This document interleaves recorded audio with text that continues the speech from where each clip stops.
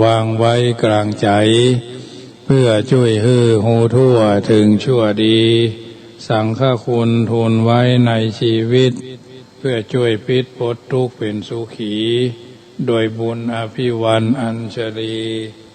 สวัสดีโดยการนิรันดร์เทิน10 นิ้วกราบแนบใต้ไหวสาภาระมีธรรมในครูบาอาจารย์พระมหาเถรานุเถระท่านเจ้าคณะพระสังฆาธิการทุกรูปทุกตนขอความสุขความสวัสดีในธรรมะแห่งองค์สมเด็จพระสัมมาสัมพุทธเจ้า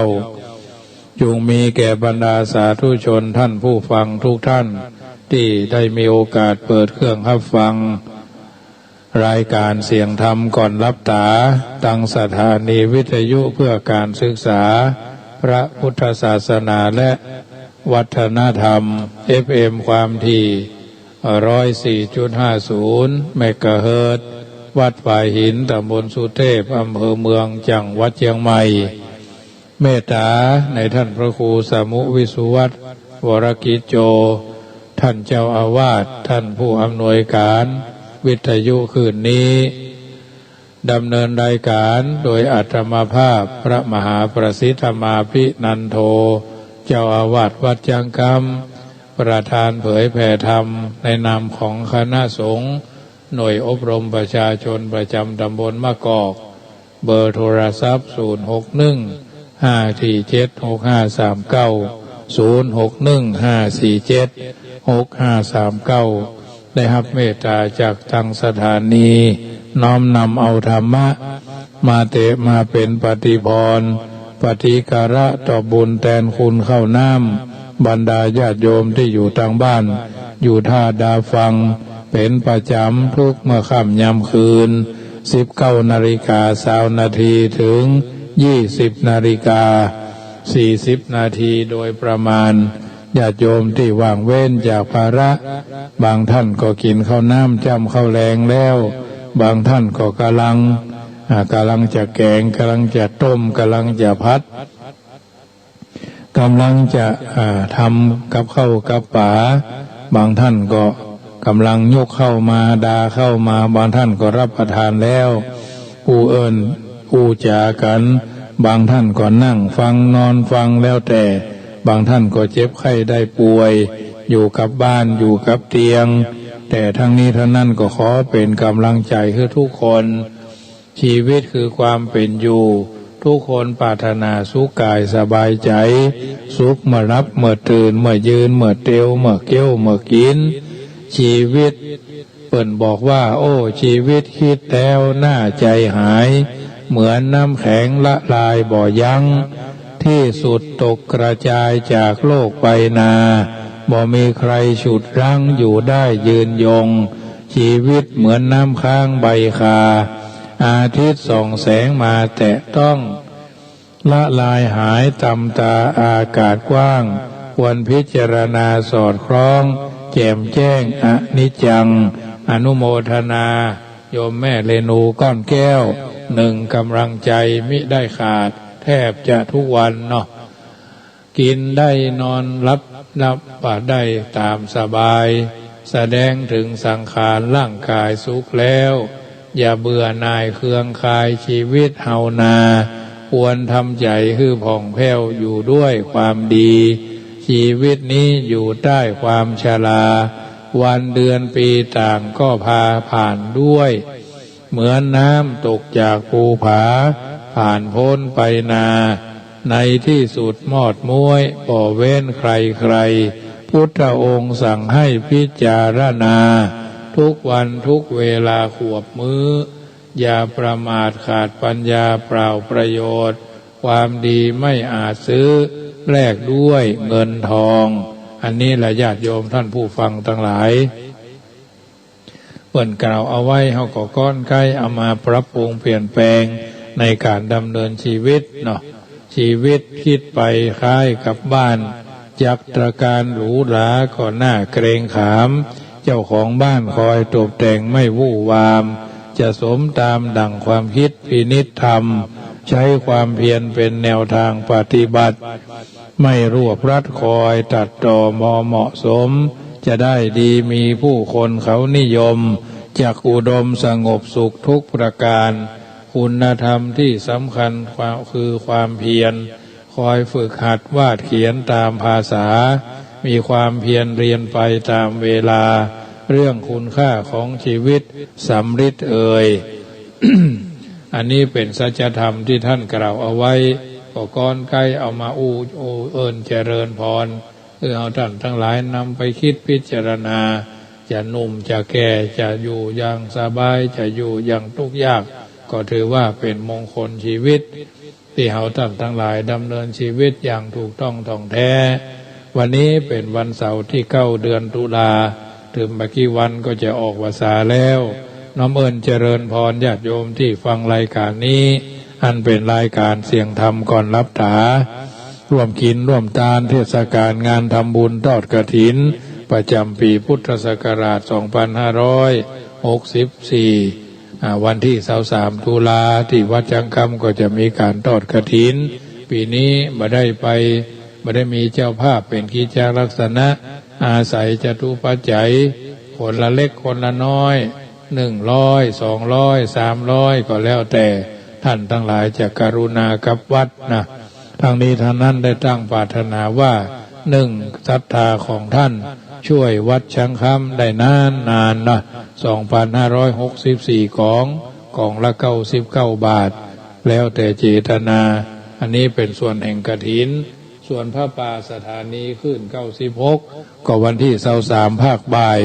ช่วงเจ้าก็มีการบำเพ็ญกุศลทักษิณานุปทานหาพ่อพญามังลายครบรอบ782 ปีหน้าควงพญามังลายในการที่จะทำบุญสุนทรทานประจำปีทั้งนี้ทั้งนั้นก็ญาติโยมมีโอกาสก็ร่วมด้วยช่วยกันเนอะวันที่วันที่23 ตุลาภาคเจ้าก็มีการทำบุญภาคบ่ายก็มีการทอดผ้าป่าเพื่อเป็นการสมทบทุนบูรณะอาคารที่เพิ่นจะได้ใจเป็นสถานที่เผยแผ่ธรรมของวิทยุของคณะสงฆ์ขึ้นของคณะสงฆ์ละพูนเชียงใหม่แม่ฮ่องสอนภาค7การปรับปรุงอาคารสุเทพสุพรหมคุรุประชาอันนี้วันที่23บาอาจารย์ที่จัดรายการก็มีหลายรูปบอกว่าจะเป็นวัดวังสิงคำวัดเจ็ดลินเนาะวัดยางกวงนะที่มีโอกาสได้จัดรายการวิทยุญาติโยมก็ร่วมทำบุญได้ส่วนทางวัดละปูนนี่ก็สามารถร่วมทำบุญได้ที่วัดจังกำสมาภาพตั้งปรารถนาไว้ 3,000 บาทเป็นที่ตั้งเดี๋ยวนี้ก็ยังเหลือแถมประมาณ4,000 กว่าบาทนะสื่อเหลือ 4,500 กว่าบาทจะครบ 10,000 พอตั้งความปรารถนาว่า 10,000 บาทเป็นการบำรุงสถานี1 ปีก็มี1 เตื้อเอาอาศัยสถานที่เผยแผ่ธรรมทุกวันจันทร์ทุกวันพฤหัสทุกวันศุกร์เนาะขึ้น104ที่กำลังอู้นี่ก็เหมือนกันวันที่30 ธันวาก็จะมีการตั้งธรรมหลวงธรรมมหาจารย์เวสสันดรชาดกก็จะได้ขอเมตตาจากทางสถานีมาถ่ายทอดที่วัดจังกำแล้วก็ออกออนไลน์เอาเนาะญาติโยมจะได้มาก็ดีไม่ได้มาก็ดีกันแต่ละกันก็จะได้มีการน้อมเอิญเจริญพรบอกบุญญาติโยมเนอะในการที่จะทำบุญพระธาตุเจ้าปีชวดหนูก็มี45จะต้องการเจ้าภาพประมาณ45ท่านละ99 บาทปีชวดหนูพระธาตุเจ้าสลีจอมทองปีฉลูวัวพระธาตุเจ้าลำปางหลวงปีขานเสือจ่อแฮปีเทาะกระต่ายจ้อยแจ้แห้งมาลงพระธาตุเจ้าวัดประสิงห์มาเสง7 ยอดมาเมียมาชเวดากองมาแม่แปะพระธาตุดอยสุเทพวอกลิงพระธาตุนครพนมลากาไก่หริปุญชัยละปูนจอหมาพระธาตุจุฬามณีหรือวัดเกตกาลามกุนหมูพระธาตุเจ้าดอยตุงแล้วก็ปี คุณหมูหรือพระธาตุเจ้าที่บ่แน่ใจก็พระพุทธคุณธรรมคุณสังฆคุณแต่ละปีก็ปีละ45เจ้าบุญของบุญเนาะของบุญละ99 บาทจะได้เป็นการเทศการทันการบริหารอันนี้ก็น้อมเอิญเจริญพรเนอะเป็นเทศกาลงานทำบุญของวัดจังกำที่ทำมากันทุกปี29 30 31ที่1เปิ่นบ่ฮือมีการจุ่มนุมคนนักเอาก็อาศัยว่าได้ถ่ายทอดสดทางไลฟ์ทางเฟซบุ๊กเนาะญาติโยมก็สามารถฟังกันได้อันนี้เป็นส่วนหนึ่งเรื่องประชาสัมพันธ์ที่สำคัญก็วันที่23ตุลาที่จะถึงเนี่ยทอดกฐินวัดจังกำและวันที่31ตุลานี่ก็จะไปทำบุญทอดกฐินวัดแม่นาคีแม่ราคีณอำเภอท่าสองยางจะได้ทำกองทุนเข้ากองทุนเข้าพัดไทยเนาะประมาณ30-50 กิโลที่มณฑลพิธีปุ้นจะล่วงหน้าไปวันที่30กินข้าวน้ำจำข้าวงายนี่ก็จะไปนอนพุ่นคืนรุ่งเจ้าของวันที่31ก็จะได้ตั้งกระทะพัดไทยเลี้ยงพี่น้องที่ไปจากบ้านเฮาทางบ้านเปิ้นก๋วยเตี๋ยวพัดนี่ก็ก๋วยเตี๋ยวพัดไทยนี่ก็เส้นละกิโลละ30 บาท50 กิโลเนาะอันนี้ก็น้อมเอิญเจริญพรได้ก็ตั้งไว้99ของบุญเหมือนกันเนาะของบุญละ99 บาทช่วยพี่น้องไทยพี่น้องเทศเนาะอันนี้ก็สามารถร่วมทำบุญได้แจ้งความประสงค์ได้ท่านทำบุญกฐินก็ขอให้บอกโดยทำบุญกฐินนี่ธนาคารกรุงไทยสาขาโลตัสป่าซาง79800218894นะอันนี้กฐินและกองทุนพระป่าดอยสุเทพวันที่23ธนาคารกรุงไทยสาขาแม่ทาอันเป็นกองทุนเข้าก้นบาทนั่นแหละหมายเลขบัญชีก็531-005-9903ทุกกองบุญละ99 บาทหมดญาติโยมเป็นกาน้ำกาไฟกาหั่นกานี่แล้วก็กองทุนที่จะไปเลี้ยงพัดไทยก็กองทุนเข้าก้นบาทนี่แหละเข้าก้นบาทแก่คนเป็นโรคโควิดก็ไปเลี้ยงละอ่อนกลางวันก็เลี้ยงเนาะอาหารผ้าเนรในวัดก็เลี้ยงมีกิจการงานใดก็ไปร่วมก็เลี้ยงอันนี้ก็ถือว่าญาติโยมที่ฟังรายการนี้ก็น้อมเอิญเจริญพรเนอะวันที่24ก็จะมาทอดกฐินที่วัดเจ็ดลินร่วมกับวัดเจ็ดลินเนาะญาติโยมจะหอมกันธรรมาภาพที่หั่นก็ได้2 คน3 คน1บุญก็ได้สตางค์นิดๆหน่อยๆของท่านพี่โยมพี่เชียงใหม่ก็ร่วมทำบุญมา500 บาทเนาะอันนี้ก็โยมแม่ครู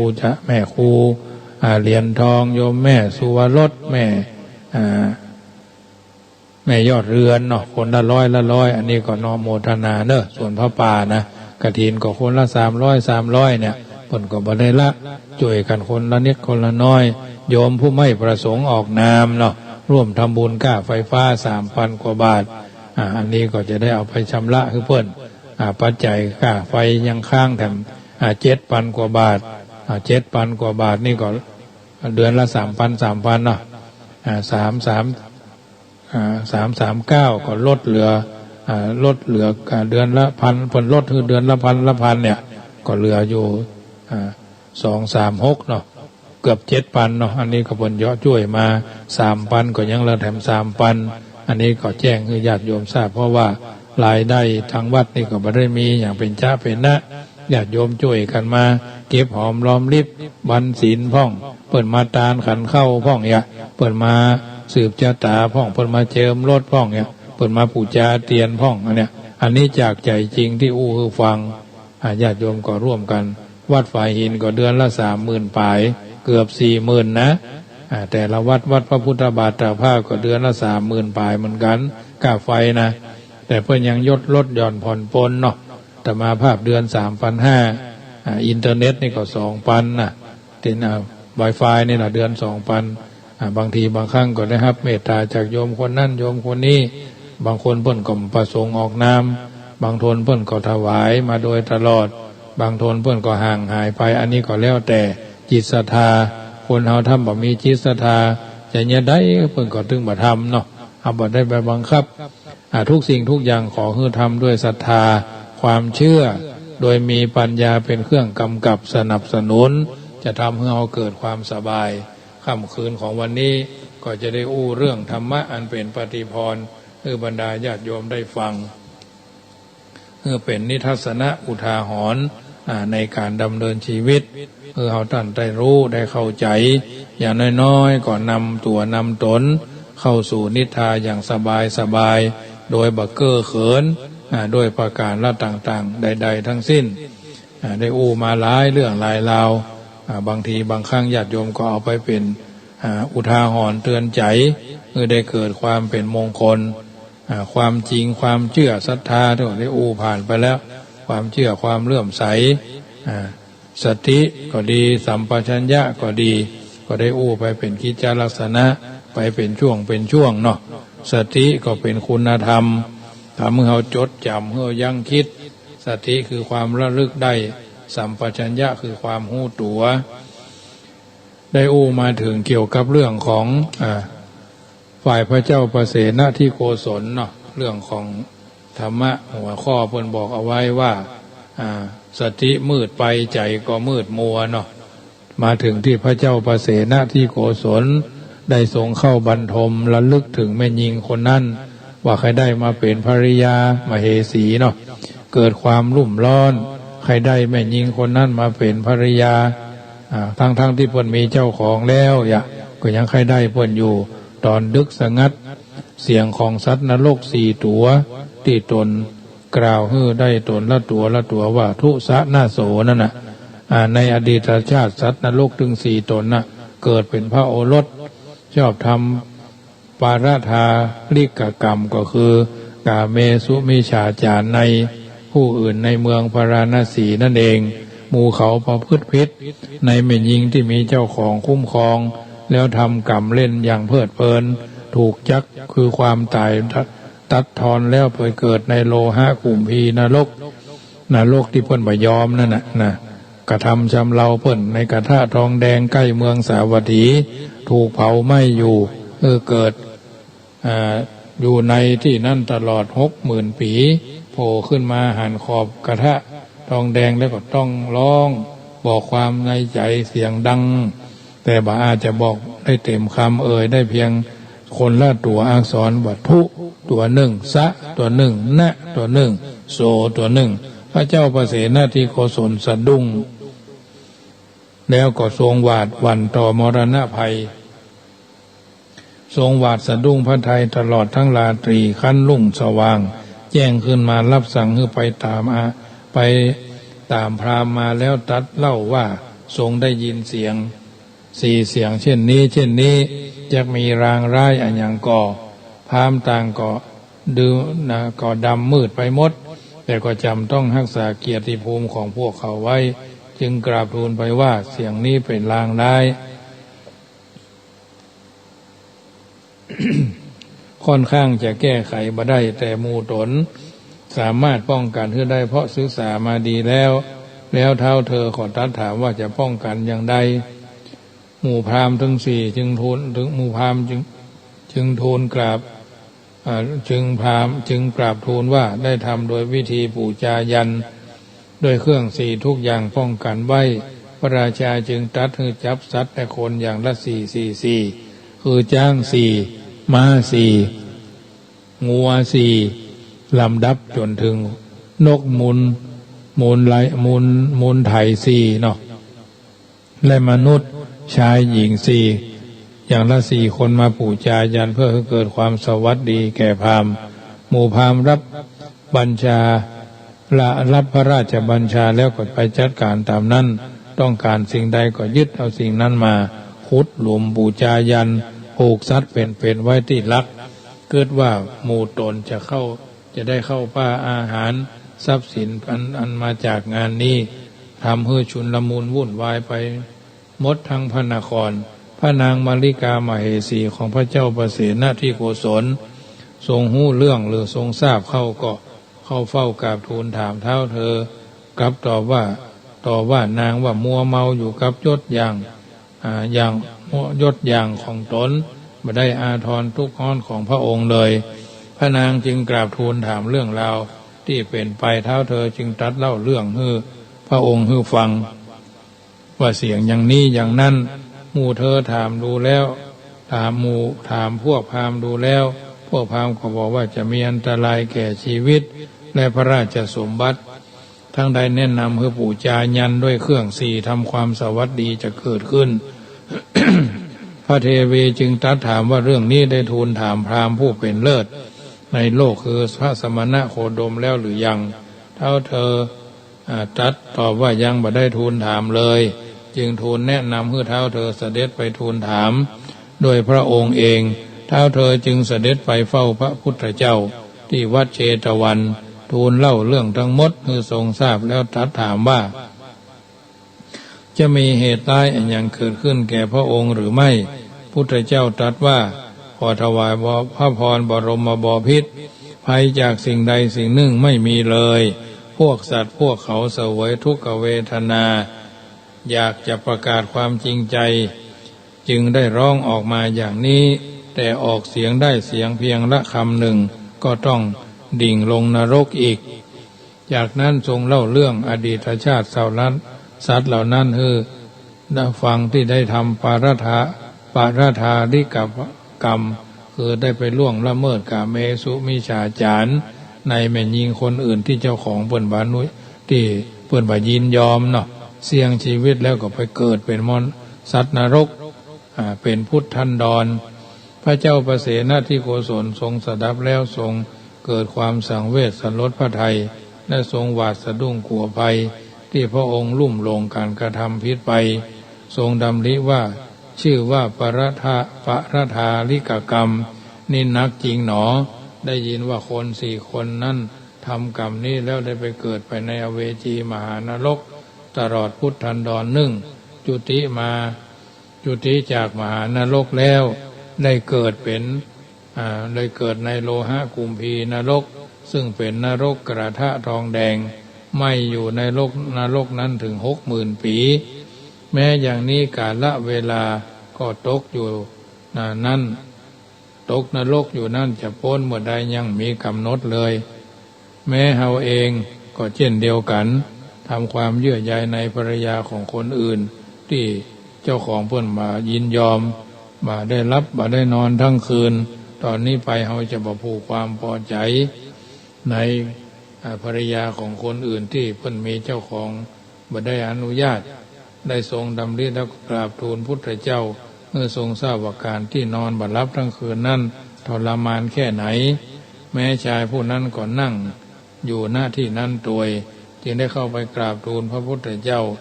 ถึงการเดินทางไกลของตนพระเจ้าประเสนที่โกศลเสด็จกลับแล้วทรงรับสั่งให้ปล่อยคนและสัตว์ทั้งปวงที่ถูกไว้เพื่อรอปู่จายันผู้คนเหล่านั้นทั้งชายหญิงดีใจกลับบ้านทรงสนานและทานอาหารอิ่มหนำสำราญแล้วยกย่องสรรเสริญพระนางมัลลิกาว่าเป็นเทพธิดา ผู้ทรงโปรดให้หมู่ตนได้พ้นโทษพ้นภัยได้รับอิสรภาพแห่งชีวิตอันสูงค่ายิ่งเรื่องนี้กล่าวไว้ในอัญญัตตรปุริสภาลวัคอัตถกถาธรรมบทประการต่อมาเรื่องของการทำใจทำได้ด้วยใจกล้าคนที่มีใจกล้าญาติโยมย่อมทำสิ่งที่ทำได้ยากทำสิ่งที่คนอื่นบ่ค่อยทำหรือสิ่งที่บ่น่าทำได้อย่างมั่นใจคนเช่นนั้นถ้ากล้าทำในสิ่งที่ดีงามย่อมได้รับผลสำลิดที่เป็นคุณแต่ถ้ากล้าทำในสิ่งที่บ่ดีย่อมได้รับความเสียหายทั้งแก่ตนและคนอื่นคนที่มีใจกล้าแสดงว่ามีความมั่นใจมีความจริงใจที่จะทำหรือไม่ก็มีความมุทะรุดื้อรั้นต้องการเอาชนะทายเดียวโดยบ่คำนึงถึงผลที่ตัวมาเพราะฉะนั้นจำต้องเสี่ยงที่จะทำมันอย่างลงไปด้วยใจกล้าแต่ความกล้าของคนเฮามีบ่เท่ากันและมีบ่เหมือนกันบางคนกล้านักบางคนกล้าน้อยบางคนกล้าในเรื่องอย่างนั้นแต่ในเรื่องอย่างนั้นบางคนก็บ่กล้าแม้แต่จะคิดแตะต้องทำเพราะฉะนั้นเฮาจึงหันทั่วไปว่าบางคนตั้งท่าดีฮึกหาญฮึกเหิม มุมานะแสดงว่ามีความกล้าที่จะทำแต่พอลงมือทำเข้าแท้ๆพบปัญหาอุปสรรคเข้าก็ท้อแท้ถอดใจบ่สู้บ่พ้นบ่ฟันฝ่าต่อไปทั้งที่สิ่งที่ตั้งใจทำนั้นน่ะเป็นเรื่องดีไม่ใช่เรื่องเสียหายอันหยังลักษณะเช่นนี้แสดงว่าบ่กล้าแท้บ่กล้าแท้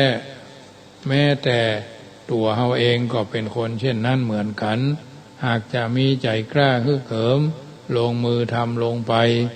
หู้ได้ว่าเป็นเรื่องผิดเป็นเรื่องทุจริตเป็นเรื่องบดีสร้างความเดือดร้อนแก่คนอื่นกลับได้สติคืนมากลับตัวกลับใจเลิกทำต่อไปอย่างนี้นับว่าเป็นกุศลมหาศาลเอาตัวรอดได้แสดงว่าบ่กล้าทำความชั่วเพราะหันว่าเป็นเรื่องบดีบ่งาม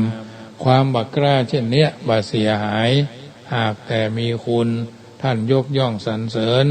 มีความกล้าอย่างหนึ่งที่คนเฮาบ่ค่อยได้ทำหรือบ่คิดที่จะทำเพราะเป็นความกล้าอันยากที่จะทำได้ความกล้านั้นคือกล้าสละชีวิตความกล้าสละชีวิตหมายถึงกล้าเสี่ยงทำโดยเอาชีวิตเป็นเดิมพันหากถูกที่ก็ถูกไปเลยหากผิดชีวิตก็บ่รอดความกล้าเสี่ยงนั่นต้องใจถึงแท้ๆพอหันประโยชน์แท้ๆจึงกล้าเสี่ยงทำอย่างตั้งใจบ่กลัวแม้จะต้องตายหากผิดพลาดยิ่งทำความกล้าที่ทำเพื่อบูชาพระคุณของผู้มีพระคุณคือความดียอมตายแทนได้เป็นเรื่องที่แสดงถึงความมีจิตใจกล้าแข็งเด็ดเดียวมุ่งมั่นจริงจังในคุณงามความดีเมื่อสละชีวิตเช่นนั้นแล้วส่วนใหญ่มักจะบ่พลาดหวังได้รับประโยชน์เป็นอานิสงส์อย่างเหลือเชื่อสมัยพุทธกาลก็มีคนที่ยอมสละชีวิตบูชาพระพุทธเจ้าโดยแลกกับความปลอดภัยและความเป็นอยู่ของตัวเองว่าหากทำอย่างนี้ก็อาจจะถูกประหารอาจถูกจำคุกหรืออาจจะถูกเนรเทศก็ยอมเพราะหันว่าจักได้รับโทษเพียงชาติเดียวแต่การบูชาพระพุทธเจ้าย่อมมีอานิสงส์มหาศาลอำนวยสุขในหลายภพหลายชาติจึงตัดสินใจเลือกทำสิ่งที่เป็นการบูชาพระคุณของพระพุทธเจ้าแต่อานิสงส์ที่เกิดแก่ผู้ทำอย่างมหาศาลทั้งโทษที่คิดว่าจะได้รับก็บ่ได้มีเป็นไปอย่างนี้เพราะความเป็นคนใจกล้ายอมเสียสละชีวิตถวายเป็นพุทธบูชาคนที่ทำได้ด้วยใจกล้าเช่นนี้คือนายสุมาณมาลาการคนสมัยพระพุทธเจ้าเรื่องนี้เพิ่นกล่าวเอาไว้ในคัมภีร์วันนี้ก็คงบ่ได้เล่าให้ญาติโยมฟังเตื้อเรื่องเกิดขึ้นที่เมืองราชคฤห์วันพรุ่งนี้ก็จะเล่าต่อให้ได้ยินได้ฟังตามนั้นค่ำคืนนี้พอเวลาก็สมสมัยได้เวลา จะได้ขอนำรายการจากท่านไปก่อนเพื่อจะได้เป็นนิทัศนะอุทาหรณ์วันนี้ทำดีแล้วหรือยังวันนี้ทำดีแล้วมากน้อยแค่ไหนก็ไตร่ตรองพินิจพิเคราะห์ถูกต้องท่องแท้สมคุณสมก้าที่เราได้เกิดมาเป็นชาวพุทธมาพบพระพุทธศาสนาส่วนใดดีเราก็รีบทำไว้สำรวจตรวจสอบเอาเป็นสิ่งที่มันเกิดมังกละกับตัวกับตนแม้จะรับจะยืนจะเดินจะเตียวจะนั่งจะเกี้ยวจะคืนก็ถือว่าเป็นส่วนที่ดีนำไปเป็นนิทัศนะอุทาหรณ์ก่อนจะรับจะนอนเข้าสู่นิทรานึกถึงว่าการได้เกิดมาเป็นมนุษย์ไม่ใช่เรื่องง่ายพระพุทธเจ้าตรัสว่าเป็นสิ่งที่หาได้โดยยากในโลกโดยเฉพาะมนุษย์ถือเป็นภพภูมิของสัตว์ที่ดีตรงสามารถที่จะพิจารณาทำได้หันทำได้การสั่งสมบารมีต้องมาสั่งสมกันในภพมนุษย์นี่แหละฉะนั้นถ้าอยากเกิดเป็นมนุษย์ที่มาด้วยบุญจิตต้องบ่เศร้าหมองในขณะที่ใกล้ตาย แค่จิตเต็มไปด้วยความห่วงความหวังความห่วงว่าห่วงในทรัพย์ห่วงบ้านห่วงพี่ห่วงน้องห่วงสามีห่วงภรรยาห่วงลูกห่วงหลานวงวานมิตรแก้วสหายคำหรือเกิดความกลัวตายขึ้นมาจิตก็เศร้าหมองแล้วจึงไม่ใช่เรื่องง่ายที่คนเฮาเวลาใกล้จะตายจักบ่เศร้าหมองต้องเป็นผู้มีบุญหรืออย่างน้อยต้องมีศีลห้าคนไหนรักษาศีลห้าไว้ได้อย่างดีก็บ่ต้องเดือดเนื้อห้อนใจเพราะเมื่อถึงวาระสุดท้ายของชีวิตมันแน่บรรพุเขาอาจจะบ่มีลมหายใจก็เป็นได้นึกถึงศีลห้าที่ตัวเองยึดถือประพฤติปฏิบัติความอุ่นใจปลื้มใจเกิดขึ้นจิตก็บ่เศร้าหมองการที่จะเกิดเป็นมนุษย์ใดนั้นจึงต้องมีศีลห้าเป็นพื้นฐานเรียกว่ามีกุศลกรรมบทดังนั้นหากเขาฝึกฝนอบรมใจเป็นเจริญภาวนาเจริญสติเป็นก็ได้เรียบร้อยก็ได้เปรียบผู้อื่นเมื่อถึงเวลาใกล้ตายก็สามารถกำจิตเป็นเจริญสติได้ก็จะสามารถจับความรู้สึกที่เกิดขึ้นภายในกายและใจตัวเองได้ใจเป็นเครื่องระลึกรู้พิจารณาดูว่าทุกที่เกิดขึ้นเป็นอย่างนี้